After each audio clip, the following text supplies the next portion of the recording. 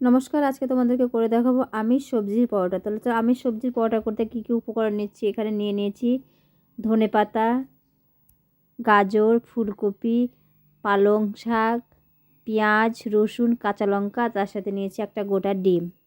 তো চলো এগুলোকে আমরা আগে কী করবো সেটা আগে দেখাই।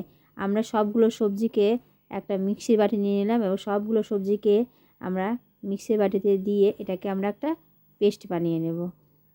ফুলকপি দিয়ে দিলাম, প্রথমে ফুলকপি দিলাম, তার সাথে সাথে আমরা যেসব সবজিগুলো নিয়েছি ধনেপাতা, গাজর, পালং শাক, কাঁচা লঙ্কা, আর নিয়েছি পেঁয়াজ, রসুন, আর নিয়েছি গাজর, সবগুলো একসাথে আমরা একটা মিক্সির বাটিতে এটাকে পেস্ট করে নেব। তোমাদের যদি মিক্সি না থাকে তোমরা শিলনোড়াতেও বেটে নিতে পারো। তো আমি মিক্সিতেই বেটে নিয়েছি। আমার মেয়ে যেহেতু টিফিনে রেডি করছি, সকালে স্কুলে টিফিনে দিব, ওই জন্য তাড়াতাড়ির জন্য আমি মিক্সিতেই করে নিলাম। তো এটা আমরা একটা পেস্ট বানিয়ে নিয়েছি। এবার একটা আমরা পাত্র নিয়ে নিয়েছি, সেই পাত্রতে আমরা পেস্টটাকে সব ঢেলে দিলাম একসাথে। আর মিক্সির বাটিতে যা লেগেছিল সবগুলো আমরা চেঁচে মুছে নিয়ে নিয়েছিলাম।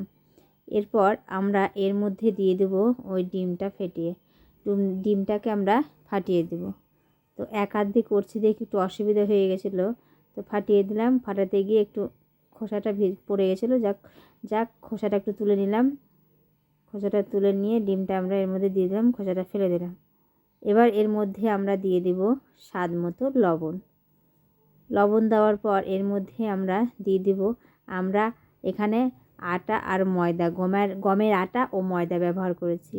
এবার গমের আটা আর ময়দা দিয়ে একটা আমরা ডো বানিয়ে নিব, মানে যেভাবে রুটি মাখার জন্য মাখে ওইভাবে আমরা সুন্দর করে মেখে নেব। দেখো আমরা নরম করে একটা মেখে নিলাম আটা আর ময়দাটাকে দিয়ে। এবার এটাকে আমরা ময়দা দিয়ে হোক আটা দিয়ে এটাকে গোল গোল করে বেলে নেব। আমার পরোটা গোল হয়নি, একটু ভারতের ম্যাপ হয়ে গেছে, তো গোল গোল করে আমরা এটাকে বেলে নেব। এবার কড়াই চাপিয়ে দিচ্ছি গ্যাসে, কড়াইটা গরম হয়ে গেছে। এবার আমরা পরোটাটাকে দিয়ে দেবো। পরোটা দিয়ে আমরা কিন্তু এটা আঁচ কমিয়ে সময় নিয়ে এটা করব, না হলে কিন্তু আমাদের যে সবজিটা দিয়েছি সবজির কিন্তু কাঁচা কাঁচা গন্ধ করবে। ওই জন্য আমাদের সময় নিয়ে নিয়ে ছুরি দিয়ে ঠেসে ঠেসে এটাকে সুন্দরভাবে কিন্তু আমাদের ভেজে নিতে হবে, নাহলে কিন্তু খেতেও ভালো লাগবে না। ভেতরে যে সবজিগুলো থাকবে এটা কাঁচা কাঁচা গন্ধ করবে। ওই জন্যে আমরা এটাকে ভালো মতো করে সেঁকে নিয়েছি। আর আমরা এবার উপর থেকে দিয়ে দিলাম, সেঁকা হয়ে গেছে, এবার দিয়ে দিলাম কাঁচা সরষার তেল। আমরা এটা কাঁচা সরষার তেলে ব্যবহার করলাম, তোমরা পারলে সাদা তেলও ব্যবহার করতে পারো। তো এটাকে আমরা সরষার তেলে ভালো করে এপিঠ ওপিঠ দুই পিঠে আমরা ছুরি দিয়ে চেপে চেপে ভালো মতো করে ভেজে নিলাম। ভালো মতো করে ভেজে নিতে হবে, না হলে কাঁচা গন্ধ হলে খেতে টেস্ট লাগবে না। আমার মেয়ে তো খেয়ে বললো খুব সুন্দর হয়েছে মা। তো এটাকে আমাদের মোটামুটি ভাজা হয়ে গেছে। আমরা এবার এটাকে ভালো মতো করে দেখো এক পিঠ হয়ে গেছে, কি সুন্দর হয়েছে না, এক পিঠ হয়ে গেছে। এবার এটাকে আমরা নামিয়ে নেব। নামিয়ে নিব আমরা এটাকে। নামিয়ে নিলে রেডি আমাদের আমিষ সবজির পরোটা। তো আমার রেসিপিটা তোমাদের কেমন লাগলো? যদি আমার রেসিপিটা ভালো লেগে থাকে তাহলে অবশ্যই লাইক করে পাশে থেকো। আর বাদবাকিগুলো আমরা ভালো মতো করে ভেজে নিব। আর এটা আমরা খেয়েছিলাম টমেটো সস দিয়ে, তোমরা আলুর তরকারি করেও খেতে পারো।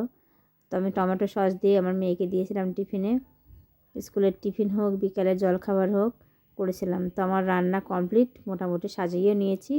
আর রান্নাঘরে কোনো কাজ নেই এখন, তবে আসি। ধন্যবাদ সকলকে আমার ভিডিওটা এতক্ষণ দেখার জন্য। সবাই ভালো থেকো, সুস্থ থেকো।